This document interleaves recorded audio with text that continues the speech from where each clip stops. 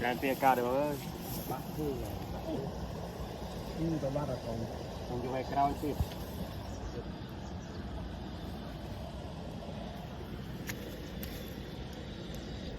nhẹ xa giấy mới không cũ còn tràn trên cái nắp chrome cũng mà phần bánh đó lên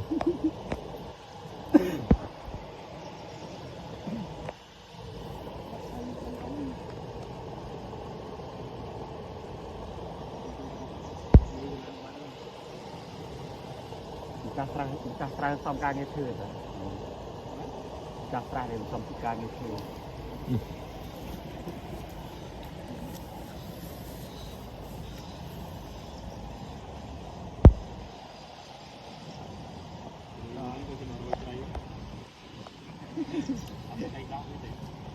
anh nói quá đã đo to đấy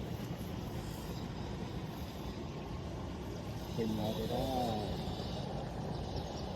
tình nó thì đó ngồi đi cái đó với nhau